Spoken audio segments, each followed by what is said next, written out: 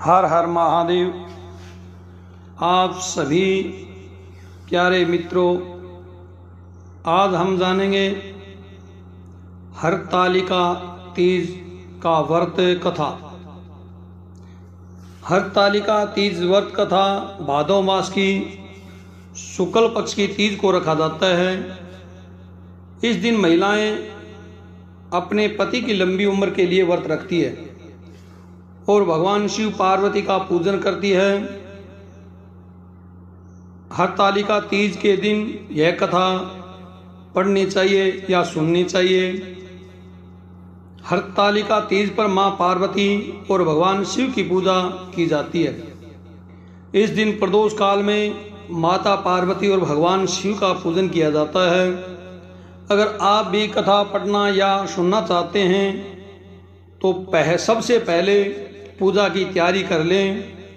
पूजा की तैयारी करके अपने भगवान शिव का दरबार मंडप सजा करके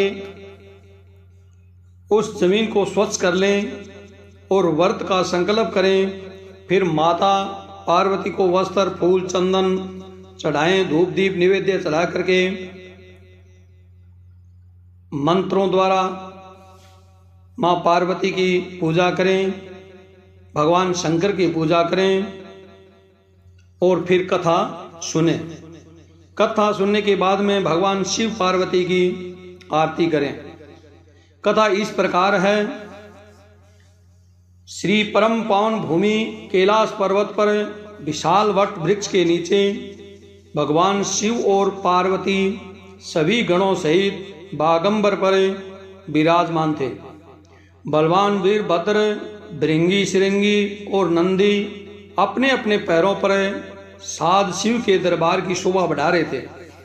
इस अवसर पर महारानी पार्वती ने भगवान शिव जी से दोनों हाथ जोड़ करके प्रसन्न किया कि हे महेश्वर, मेरे बड़े सौभाग्य हैं जो मैंने आप सरीखे पति वर्णन किया।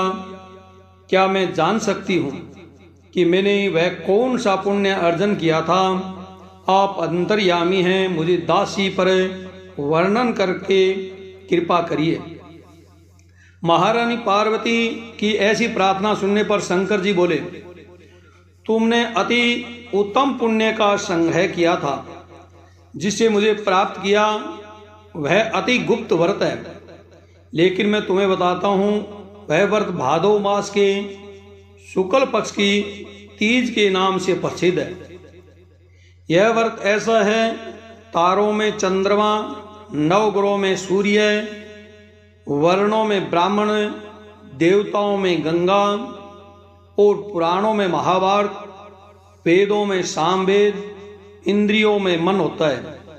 इतना श्रेष्ठ है। उन्होंने बताया कि जो तीज हर तालिका का व्रत करता है, उन्होंने बताया कि जो तीज हस्त नक्षत्र के दिन पड़े तो वह बहुत पुण्यदायक मानी जाती है।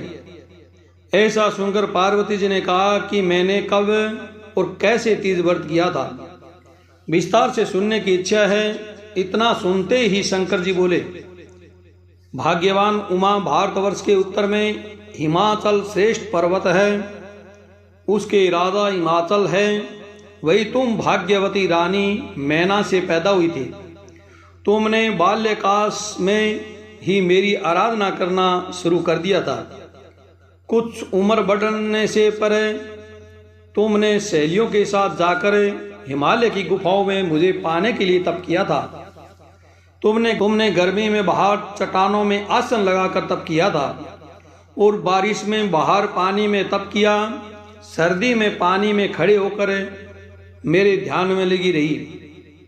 तुमने इस दौरान वायु सूंघी, पेड़ों के पत्ते खाए और तुम्हारा शरीर क्षीण हो गया था। ऐसी हालत देखकर महाराज हिमाचल को बहुत चिंता हुई। वे तुम्हारे विवाह के लिए चिंता करने लगे। इसी मौके पर नारद देव आए। राजा ने उनका स्वागत किया और उनके आने का कारण पूछा। तब नारद जी ने कहा, राजन, मैं भगवान विष्णु की तरफ से आया हूँ। मैं चाहता हूँ कि आपकी सुंदर कन्या को योग्य वर प्राप्त हो। सो बैकुंठ निवासी भगवान विष्णु ने अपनी कन्या का वर्ण स्वीकार किया है। क्या आपको स्वीकार हैं? राजा हिमाचल ने कहा, महाराज मेरा सौभाग्य है जो कि मेरी कन्या को विष्णु जी ने स्वीकार किया है और मैं उससे उन्हें अपनी कन्या उमा का भाग्य दान करूंगा। यह सुनिश्चित हो जाने पर नारद जी बैकुंठ चले गए और भगवान विष्णु से उनके विवाह का पूर्ण होना सुनाया। यह सुनकर तुम्हें बहुत दुख हुआ और तुम अपनी सखी के पास पहुंचकर विलाप करने लगी।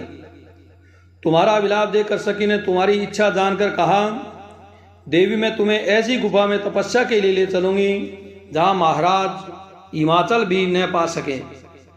ऐसा कह उमा सहेली सहित हिमाचल की गहन गुफाओं में विलीन हो गई। तब महाराज हिमाचल घबरा गए और पार्वती को ढूंढते हुए विलाप करने लगे कि मैंने विष्णु जी को वचन दिया है जो कैसे पूरा हो सकेगा। ऐसा कहकर बेहोश हो गए। उस समय तुम अपनी सहेलियों के साथ ही गहन गुफा में पहुंच बिना अन्न और जल के मेरे व्रत को आरंभ करके नदी की बालू का लिंग लाकर विविध फूलों से पूजन करने लगे। उस दिन भाद्रपद मास की तृतीया शुक्ल पक्ष हस्त नक्षत्र था। तुम्हारी पूजा के कारण मेरा सिंहासन हिल उठा और मैंने जाकर तुम्हें दर्शन दिए। वहां जाकर मैंने तुमसे कहा, हे देवी मैं तुम्हारे व्रत और पूजन से अति प्रसन्न हूं, तुम मुझसे अपनी इच्छा मांग सकती हो। इतना सुन तुमने लज्जित भाव से प्रार्थना की कि आप अंतर्यामी हैं, मेरे मन के भाव आपसे छिपे नहीं हैं, आपको पति रूप में पाना चाहती हूं। इतना सुनकर मैं तुम्हें एवं वस्तु इच्छित वर्ण वरदान देकर अंतर ध्यान हो गया। उसके बाद तुम बालूस्ती विसर्जित करने नदी पर गई, जहां नदी तट पर तुम्हारे नगर निवासी हिमाचल के साथ मिल गए।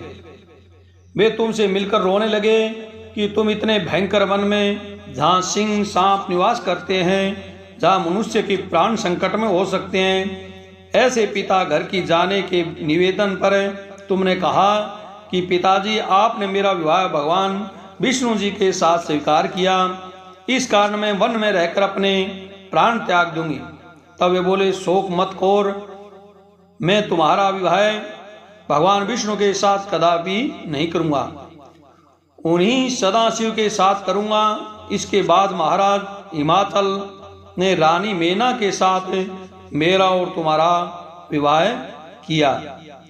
इस प्रकार की कथा को जो सुनता है या सुनाता है उसके समस्त पाप नष्ट हो जाते हैं और मां पार्वती भगवान शिव की कृपा उन पर प्राप्त होती है।